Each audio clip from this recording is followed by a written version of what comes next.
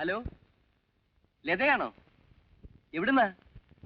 Okay ലതേ, ഞാൻ അങ്ങോട്ട് വരണമെന്ന്. ലത പറയൂ. ശരി, ഞാൻ ഇപ്പൊ വന്നേക്കാം.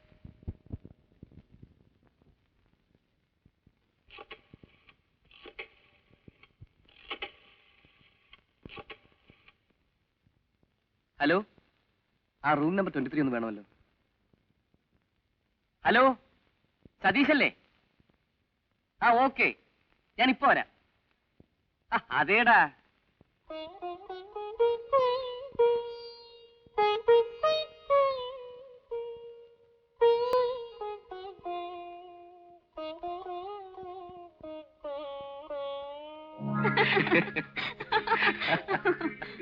ഇന്ന് നമുക്കൊരു പടത്തിന് പോകാം. ലവ് സ്റ്റോറിക്ക് ഞാൻ 2 ടിക്കറ്റ് എടുത്തിട്ടുണ്ട്. ഏത് ഷോയ്ക്കാ?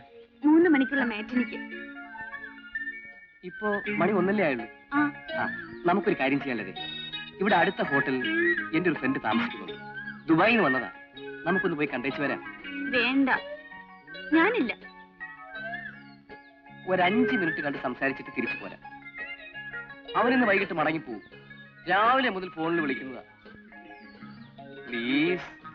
ശരി, വേഗം തിരിച്ചു പോരണം. Okay okay.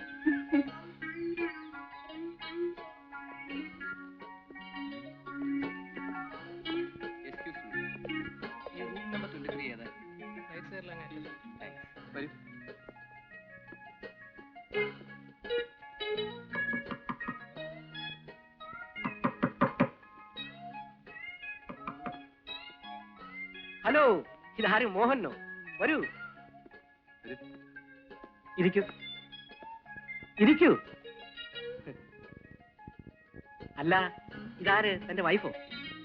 വൈഫായില്ല, വിവാഹം കഴിക്കാൻ പോകുന്നതേ ഉള്ളൂ. പേര് ലത. ലതേ, ഇതെന്റെ ഒരു പഴയ സുഹൃത്താണ്, മിസ്റ്റർ സതീഷ്. ദുബായിക്കാരനാ. തനിക്കെന്താണ് ഒരു പ്രയാസം? ഒന്നുമില്ല. ഇവരുമായി വരുന്ന കാര്യം തനിക്കൊന്ന് നേരത്തെ വിളിച്ച് പറയാമായിരുന്നല്ലോ. ഓ, അപ്പൊ വിളിച്ച് അനുഭവം ചോദിച്ചിട്ടേ വരാൻ പാടുള്ളൂ. അല്ല പിന്നെ എനിക്ക് എയർപോർട്ട് വരെ പോകേണ്ട ഒരു കാര്യം ഉണ്ടായിരുന്നു. എന്റെ ഒരു ഫ്രണ്ട് വരുന്നുണ്ട്. അത് ശരി, അപ്പൊ ഞങ്ങൾ പോകണം അല്ലേ? ശരി, പോവാ. ഇരിക്കണോ, താൻ എന്തൊരാളാ? ഞാൻ അവനെ കണ്ടിട്ട് 1 മണിക്കൂറിനുള്ളിൽ വരും. അതിനായി, അപ്പൊ പോയിട്ട് വാ. പിന്നെ ഞാൻ തിരിച്ചു വരുന്നതിന് മുമ്പ് പോയിക്കളല്ലേ?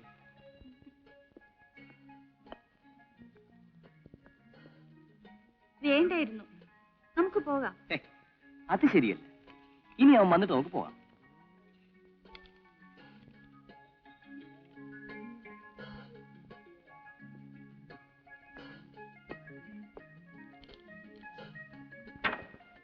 എന്തിനാ കഥ കടയ്ക്കുന്നേ? അതെ, ഹോട്ടലല്ലേ, വരുന്നവരും പോകുന്നവരും ഒക്കെ നോക്കിക്കൊണ്ട് പോവും. പ്രത്യേകിച്ചും ഒരു പെണ്ണിരിക്കുന്ന കണ്ടാൽ.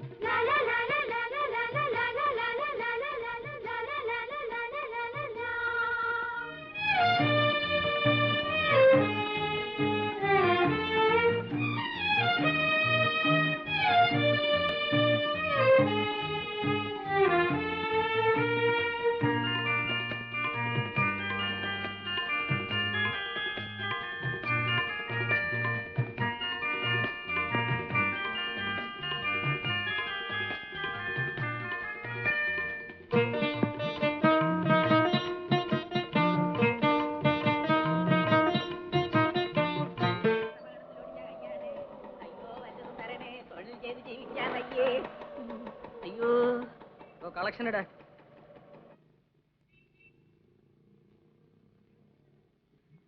എന്താടോ, 12 രൂപയോ? ഇതുകൊണ്ട് എന്റെ സ്കൂട്ടറിന് പെട്രോൾ അടിക്കാൻ പോലും തികയില്ലല്ലോ. എന്താ എന്റെ ഉദ്ദേശം? തന്നെ കൊണ്ട് പറ്റില്ലേ പറ, ഞാൻ ചെയ്തോളാം. എനിക്ക് നല്ല സുന്ദരമായിട്ട് തണ്ടാ അറിയാം. വൈകുന്നേരം നമ്മളേക്കും കളക്ഷൻ കൂടും. ശരി ശരി, നല്ലപോലെ അധ്വാനിക്കണം. നിങ്ങളെയൊക്കെ വിശ്വസിച്ചാ ഞാൻ ഈ സ്കൂട്ടർ വാങ്ങിയത്. ഇടോ, നടന്നു വരുമ്പോഴും സൈക്കിളിൽ വരുമ്പോഴും സ്കൂട്ടറിൽ വരുമ്പോഴും എല്ലാം ഒരേ കണക്കിലാണല്ലോ താൻ കളക്ഷൻ തരുന്നത്. വെറുതെ വീണ്ടും എന്നെ തെണ്ടി ആക്കരുത്. നീ മറ്റുള്ളവന്മാരൊക്കെ നോക്കിയിട്ട് വരാം. വിളിക്കടോ. കൈ അതിനകത്തോട്ട് ഇട്ടിട്ട് വിളി. ഇടാ മുതലാളി. അയ്യോ, കാർ അപകടത്തിൽ ഒടിഞ്ഞ കയ്യാണ്. കൈയുള്ളവരെ ഈ കൈയില്ലാത്തവരെ അയ്യോ. ചിത്ര തിയേറ്ററിൽ ഒരു പടം ഓടുന്നുണ്ട്. ഗംഭീര പടവാ. ഞാൻ 2-3 പ്രാവശ്യം കണ്ടതാ. എത്ര കണ്ടാലും മതിയാവില്ല. പറഞ്ഞില്ലല്ലോ മുതലാളി.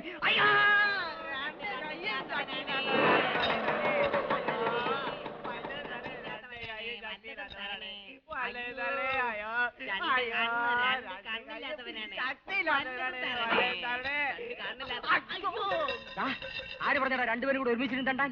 മുതലാളി, രണ്ടുപേരും ഒരുമിച്ചിരുന്നാലേ കളക്ഷൻ കൂടും. ആഹാ, എടോ, തെണ്ടുന്നതിനെ കുറിച്ച് താൻ കൂടുതലൊന്നും എന്നോട് പറയരുത്. എവിടെ ഇരുന്ന് എങ്ങനെ തന്റെ ആ കളക്ഷൻ കൂടുമെന്ന് എനിക്കറിയാം. തന്നെ പഠിപ്പിക്കരുത്. നീ ആശുപത്രിക്ക് പോ. കളക്ഷൻ ഇട്. വെക്കോ. നിന്റെ കളക്ഷൻ എവിടെ? കാല് മാറ്റടേ. Filter Wills. എടോ, 50 പേരെ വെച്ച് തെണ്ടിപ്പിക്കുന്ന ഞാൻ വലിക്കുന്ന ചാർമിനാർ. 50 പേരിൽ ഒരു തെണ്ടിയായ താൻ വലിക്കുന്ന ഫിൽറ്റർ വിൽസ്. ഇതിന്റെ വില 3.5 രൂപ തന്റെ ശമ്പളത്തിൽ നിന്ന് പിടിക്കും. എന്താ ശ്രദ്ധിച്ചിരിക്കുന്നത്? എന്നെ ഓർത്തിട്ട് തന്നെ. കാര്യം പറയൂ.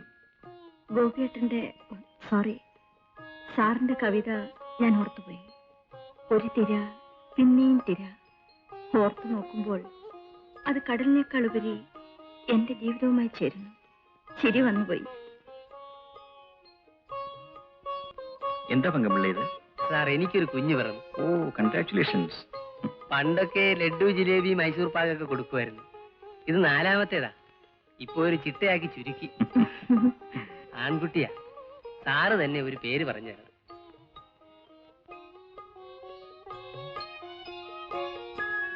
രാജൻ നിന്നാ നല്ലത്. വേണ്ട, രവി. രാജൻ. രാജൻ നിട്ടാ മതി.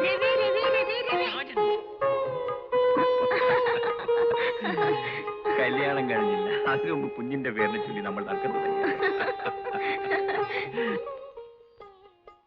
പങ്കമുള്ള ഒരു കാര്യം ചെയ്യും.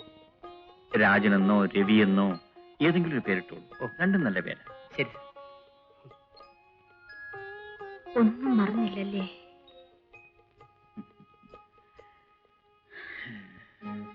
അയ്യോ, കാലയേട്ടാ, ഒടിഞ്ഞ കാലം നാട്ടുകാരെ വല്ലതും തരണേ.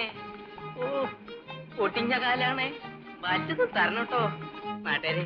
ഒടിഞ്ഞ കാലം നാട്ടുകാരെ, വല്ലതും തരണേ. ഈ കാല് വെച്ചിട്ട് ഒരു ജോലിയും ചെയ്യാൻ പറ്റില്ല.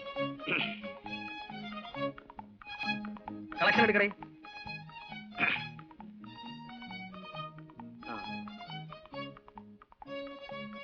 21 രൂപയോ? ഞാൻ കാറ് വാങ്ങിച്ചിട്ട് എന്ത് കാര്യം? നിന്റെ കളക്ഷൻ ഇപ്പോഴും പഴയ സൈക്കിളിന്റെ ലെവലിൽ തന്നെയല്ലോ. ദിവസവും ഇങ്ങനെ 20-30 തന്നാൽ എങ്ങനാ? കാറിന് പെട്രോൾ അടിക്കണ്ടേ? ശമ്പളക്കാർക്ക് ശമ്പളം കൊടുക്കണ്ടേ? നിന്നോട് എത്ര പ്രാവശ്യം പറയണം? നിന്നെ കൊണ്ട് പറ്റിയില്ലേ പറ. ഇവിടെ 100കണക്കിന് ആളുകളാണ് ദിവസവും വരുന്നത്. BA-യും MA-യും വരെ പഠിച്ചവർ. അവരൊക്കെ ആവുമ്പം ഇംഗ്ലീഷിൽ തെണ്ടി തരികെങ്കിലും ചെയ്യും. അതുകൊണ്ട് എനിക്ക് പ്രയോജനമുണ്ട്. ഇത്രയും കിട്ടുന്ന ചങ്ക് പൊട്ടിയിരുന്നു മുതലാളി. മിസ്റ്റർ രാജൻ, യവനെ ഇവിടെ വേണ്ട. യവനെ ബസ് സ്റ്റാൻഡിലോട്ട് മാറ്റണം. ബസ് സ്റ്റാൻഡിലുള്ളവനെ റെയിൽവേ സ്റ്റേഷനിൽ, സ്റ്റേഷനിലുള്ളവനെ ബീച്ചിലോട്ട്, എല്ലാത്തിനെയും ഒന്ന് ട്രാൻസ്ഫർ ചെയ്യണം. എങ്കിലേ യവന്മാരൊക്കെ പഠിക്കൂ. കമാ.